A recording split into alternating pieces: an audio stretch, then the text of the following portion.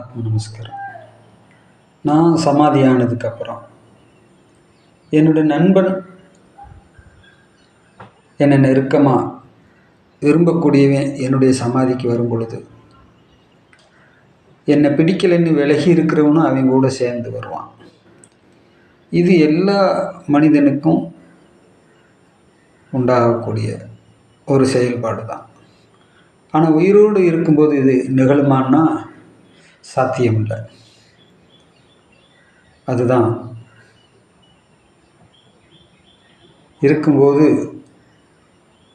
வெறுத்தும் இல்லாத போது விரும்பியும் வாழக்கூடிய மனிதர்கள். ஒவ்வொரு மனிதனும் இவன் எப்போ சமாதி ஆகுவான், இவன் எப்போ ஃபோட்டோவாக மாறுவான், அப்படி தான் காத்துட்ருக்குறாங்க. ஆனால் வாழும்போதே அந்த ஆசீர்வாதம் நம்மளுக்கு கிடைக்க பெறணும்.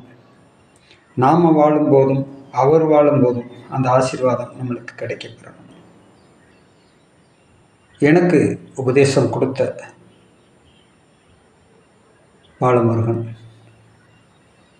வயதில் சிறியவராக இருந்தாலும் எனக்கு இந்த நிகழ்கால வாழ்க்கையில் எனக்கு கிடைத்த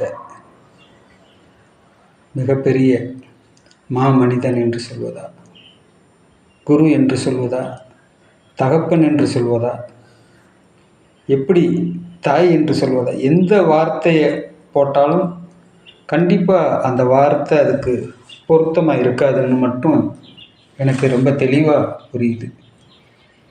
இந்த உலகமே ஒரு குரங்கு பார்வையை எடுத்து பார்த்து கொண்டிருக்கின்ற அந்த தருணத்திலும் கூட அதை தாண்டி இருக்கக்கூடிய அந்த ஆஞ்சநேயர் பார்வையை, அந்த உள்ளிருக்கக்கூடிய அந்த இறைத்தன்மையை கண்டறிந்து எனக்கும் காட்டி கொடுத்தவர். இந்த நிமிடம் வரை அதை மட்டுமே பார்த்து கொண்டு அதிலிருந்து மட்டுமே அதை நோக்கி மட்டுமே என்னோடு உரையாடக்கூடியவர். என்னை ஒரு சிற்பம் போல ஒரு சிற்பியாக இருந்து செதுக்கியவர். என்னுடைய சூழல் சாதாரண ஒரு மனிதனுக்கு நேர்ந்திருக்குமே ஆனால் இந்நேரம் அவர் மாண்டே போயிருந்திருக்கக்கூடும். நானும் கூட அப்படிதான். பாலமுருகன் அவருடைய சுவாசத்தில் நான் சுவாசித்து உயிர் வாழ்ந்துட்டுருக்கேன். அவரே கூட அந்த வார்த்தையை சொல்லி நான் காதால் கேட்டிருக்கேன்.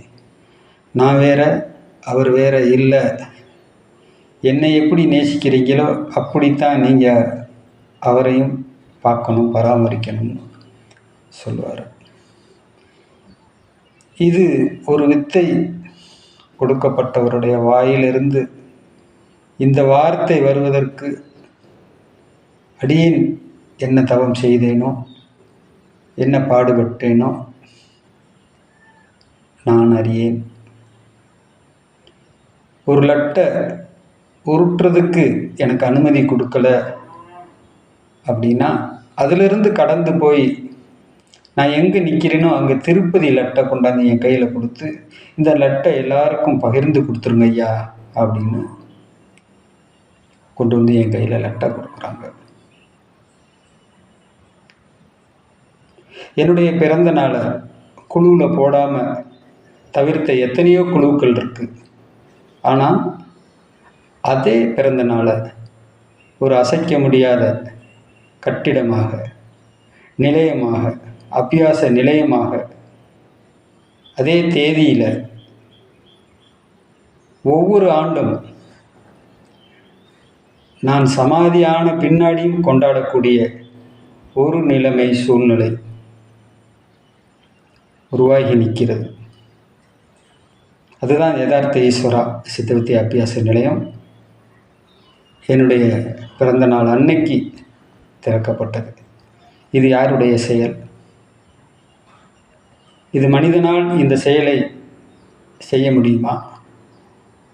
நான் முன்னுமே சொன்ன அந்த லட்டு, அது யாருடைய செயல்? நீங்கள் உயர்வான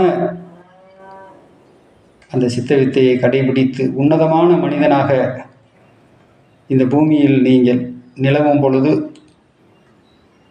உங்களை தேடி உங்களுடைய சமாதி நாளன்றைக்கு சித்த சமாஜத்திலிருந்து முக்கியஸ்தர் வரக்கூடும். ஆனால் அடியனுக்கு அப்படி அல்ல. சுவாமி சிவானந்த பரமசரே கருட ரூபத்தில் வட்டமிடுவார். இது சத்தியம். இந்த பாலமுருகன் ஒருவர் மட்டும் எனக்குள் இருக்கக்கூடிய அந்த ஆஞ்சநேயர் தன்மையை கண்டறிய விட்டால் இந்த குரங்கை கொரில்லாவாக கூட மாற்றியிருக்கக்கூடும். ஒவ்வொரு நாளும், ஒவ்வொரு நிமிடமும், ஒவ்வொரு நொடியும் பாலமுருகன் நினைவாக என்னுடைய ஆத்மா ஜெபிக்கும். ஆத்மா நமஸ்காரம்.